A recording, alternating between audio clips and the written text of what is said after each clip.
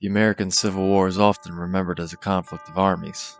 Blue versus gray, North versus South, brother against brother. But along the western border, where Missouri and Kansas collided, the war never looked like that. There were no grand formations, no clear front lines, no surrender terms. Here, war meant neighbors dragging neighbors from their homes. It meant barns burning in the night.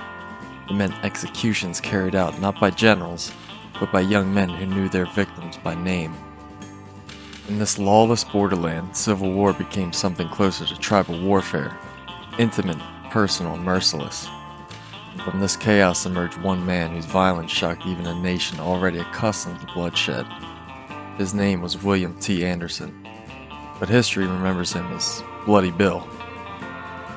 William T. Anderson was born around 1840 in Hopkins County, Kentucky, into a modest frontier family. His parents were not elites, they owned no plantation, they held no political office. They were simply Southern settlers, part of a culture that valued honor, loyalty, and personal justice.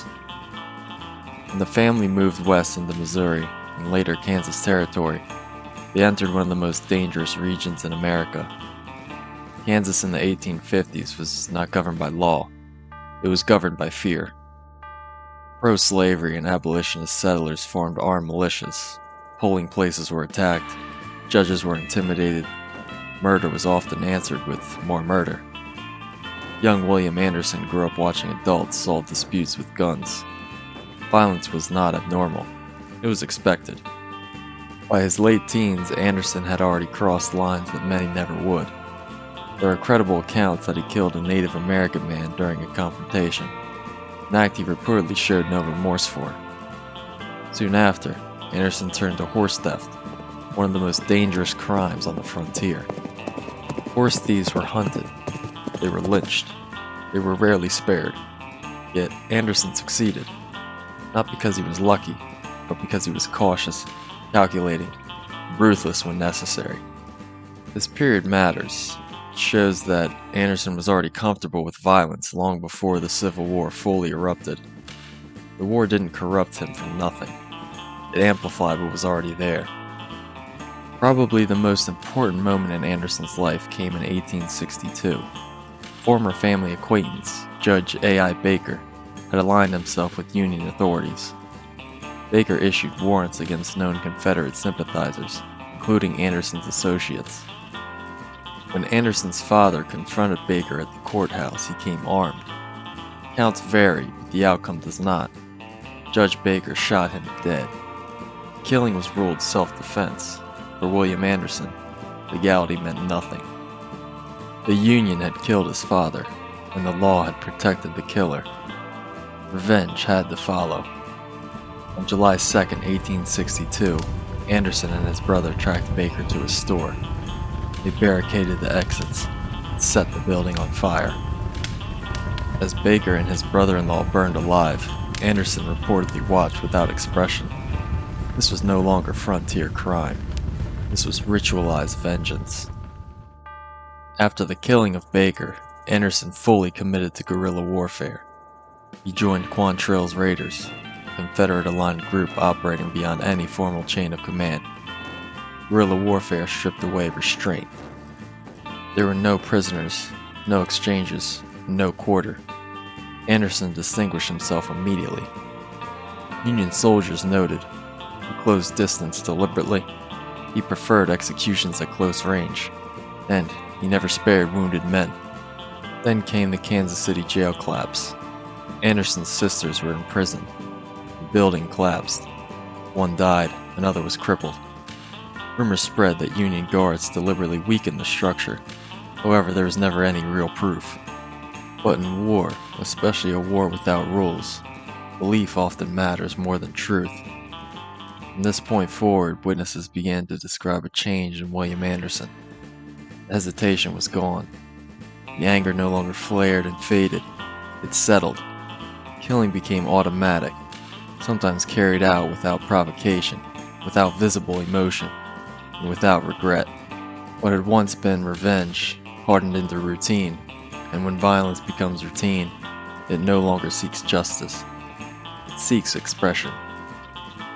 The Lawrence massacre was not a raid, it was a declaration. Lawrence, Kansas was more than a town. It was a symbol, a stronghold of abolitionism, center of Union authority, a place that represented everything the Missouri guerrillas believed had been done to them. On the morning of August 21st, 1863, Quantrill's men rode into Lawrence, not to seize supplies or disrupt military operations, but to send a message. There would be no prisoners. There would be no distinction between combatant and civilian. There would be no limits. Men were dragged from their homes and shot in front of their families. Others were executed in the streets as buildings burned around them. The killing was methodical, almost clinical, carried out with certainty of men who no longer questioned what they were doing. William Anderson was at the center of it.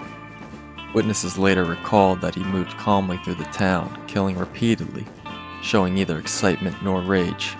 By the time the raiders withdrew, nearly 200 men and boys lay dead. Lawrence marked a turning point, not just in the border war, but in Anderson himself. After Lawrence, there was no longer any pretense of restraint. The last moral boundary had collapsed. By 1864, Anderson had split from Quantrill. At only 23 years old, he was now leading his own band. He had become something else entirely. Union soldiers began calling him Bloody Bill. He embraced the name. He wore stolen Union uniforms, scalped enemies, and kept trophies. His horse stack was decorated with human hair. He carried cords tied with knots, one for each man he personally killed.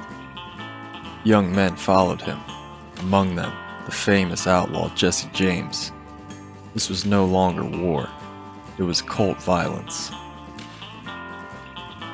The Centralia massacre was not an accident of war. It was the deliberate culmination of everything Bloody Bill Anderson had become. By late September 1864, Anderson was commanding roughly 80 guerrillas, moving freely through northern Missouri. Union patrols had failed to catch him. Frustration among Federal commanders was growing. On the morning of September 27, 1864, Anderson entered the small railroad town of Centralia, Missouri. What happened next unfolded in two distinct acts, both equally brutal. A passenger train slowed as it passed through Centralia. Anderson's men forced it to stop. On board were 22 unarmed Union soldiers, most of them recently discharged or traveling home on leave. They carried no weapons, but they all wore their uniforms. They were not fleeing, and they were not resisting. They were prisoners the moment the train stopped. Soldiers were pulled from the cars, searched, robbed, and then stripped of anything valuable. Anderson reportedly questioned them briefly, not to gather information, but to establish dominance. They were then marched to an open field. One by one, they were shot at close range. Eyewitnesses later recalled that Anderson's men laughed and joked during the executions. Bodies were left where they fell, displayed as a warning. The train was then looted and burned. Centralia was already soaked in blood. The day was far from over. Word of the massacre spread quickly. A Union force of more than 150 men, many of them inexperienced militia, pursued Anderson's band. They were angry, unprepared, and unaware of the danger ahead. Anderson had anticipated this response. He lured them into open terrain outside the town, flat ground with tall grass and rolling contours, ideal for concealment. As the Union troops advanced, Anderson's men disguised themselves in stolen Union uniforms, creating confusion at close range. Then Anderson ordered the charge. This was not a firefight, it was an execution. Guerrillas rose from concealment and attacked at full speed, firing at point-blank range. Union lines collapsed almost immediately. Many soldiers never even fired a shot. What followed was slaughter. Men were shot as they fled. Others were cut down while begging for mercy. Some were captured and killed slowly. Bodies were mutilated. Scalping was widespread. And survivors later reported acts of torture carried out in full view of the dying. When the killing ended, over 125 Union soldiers lay dead. It was one of the most lopsided and brutal engagements of the entire Civil War. Union General Clinton B. Fisk called Centralia the most barbarous act known to the annals of this war. Federal officers who viewed the battlefield described it as unrecognizable. Bodies stripped, mutilated, and scattered across the field. Rail traffic across Missouri was halted. Panic spread through nearby towns. Civilians fled their homes. For Union command, Centralia changed the calculus. Anderson was no longer treated as a combatant. He was declared an enemy to be hunted, killed on sight. After Centralia, Bloody Bill Anderson ceased to be merely a military threat. He became a symbol of absolute terror, proof that the war could descend into pure savagery. Newspapers across the North printed his name. Union troops spoke of him in whispers. Even Confederate officers distanced themselves from his methods. Centralia marked the end of any remaining ambiguity. This was no longer warfare. It was organized atrocity. And the United States Army resolved that it would only end with Anderson's death. Union command had reached its limit. After Centralia, Anderson was no longer considered just a guerrilla leader. He was an existential threat, a man who had made terror a weapon. Federal officers ordered that he be eliminated at all costs, sparing neither resources nor men. On October 26, 1864, Lieutenant Colonel Samuel P. Cox, leading a detachment of experienced Union soldiers, finally cornered Anderson near Albany, Missouri. Anderson, true to his reputation, charged into the ambush with a small group of men, refusing to retreat. Accounts describe him riding ahead, fearless, almost defiant, even when faced with overwhelming fire. This time, the advantage was no longer his. A bullet struck behind his ear, killing him instantly. He was only around 23 or 24 years old. His death was symbolic as much as tactical. Union soldiers photographed his corpse, displayed it in the courthouse, and even used it as a warning to other guerrillas. Letters, flags, and trophies found on his body, including a silk sash with knots representing each man he had killed. For the first time in months, the message was clear and unambiguous. The war had limits again.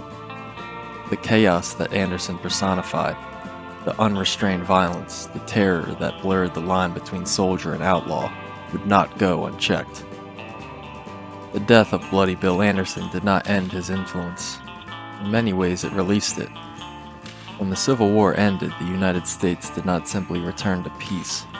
Thousands of young men, particularly in Missouri, returned home trained in violence, hardened by guerrilla warfare, and unable or unwilling to submit to civilian life. Historians increasingly argue that the American outlaw culture of the late 19th century did not emerge from the frontier alone. It emerged from the Civil War's guerrilla fighters, and at the center of that transformation stood Bloody Bill Anderson. As I mentioned before, one of Anderson's riders was a teenager named Jesse James. James did not simply fight alongside Anderson, he learned from him. Historians note striking similarities between Anderson's guerrilla methods and James's later criminal career. Train robberies resembling wartime raids, sudden overwhelming violence followed by immediate escape, targeting symbols of authority rather than random civilians. Cultivation of reputation as psychological warfare. In this sense, Anderson was not just a commander, he was a prototype. During the war, Anderson justified his actions as revenge, resistance, and retaliation. After the war, those justifications vanished, but the methods remained. Former guerrillas found themselves unable to return to normal life, branded as criminals by Union authorities, which excluded them from reconstruction of society. Outlawry became a continuation of war by other means. Railroads replaced Union patrols, banks replaced government offices, sheriffs replaced military officers. The targets changed, the mindset did not. Bloody Bill Anderson understood something crucial. Fear is power. He cultivated terror deliberately. Trophies, mutilation, and reputation. That same logic became central to outlaw legends. The James Gang, the Younger Brothers, Later figures like Cole Younger explicitly trace their origins to wartime guerrilla bands. Even dime novels and early newspapers drew a direct line between Civil War bushwhackers and post-war bandits. Violence became performance, and reputation became currency. Not all historians agree on how much credit or blame Anderson deserves. Some argue outlaw culture would have emerged anyway, driven by frontier lawlessness. Others point to Missouri, specifically noting that the most famous outlaws overwhelmingly came from former guerrilla units. Their tactics were also indistinguishable from wartime raids, and their self-image mirrored Confederate resistance narratives. What is clear is this: the American outlaw was not born in the Wild West. It was forged in the Civil War, and Bloody Bill Anderson was among the earliest and most influential examples. Bill Anderson was dead by the fall of 1864. His body lay still, photographed and displayed, proof that even the most feared man can be stopped. But the forces he unleashed did not die with him. In the years that followed, the countryside he once terrorized filled with men who fought the war the way Anderson taught them to fight, fast, ruthless, and without allegiance to anything but each other. As the nation tried to heal, memory softened what reality had been. Stories replaced bodies, legends replaced victims. Men who had learned brutality in Anderson's ranks would later be recast as rebels, anti-heroes, and folk figures. Their crimes were retold as daring exploits. Their motives were simplified, their methods romanticized. The monster faded from the story, but his shadow remained. In that transformation, something dangerous occurred. Violence was no longer condemned, it was admired. Bloody Bill Anderson was not a general. He never commanded armies. He never decided the fate of the nation. Yet his story endures because it reveals something far more uncomfortable. He shows how quickly war strips away boundaries, how grief when unchecked becomes permission, how identity can form around violence until nothing else remains. Anderson was not born a monster. He became one, piece by piece, choice by choice, in a war that rewarded cruelty and erased restraint. History does not remember him for what he fought for. It remembers him for what he became, and in that memory lies a warning, not just about the Civil War, but about any conflict where violence is allowed to define the man who wields it. If you enjoyed this video on Old Bloody Bill, please like and subscribe, and leave a comment down below on who or what we should cover next.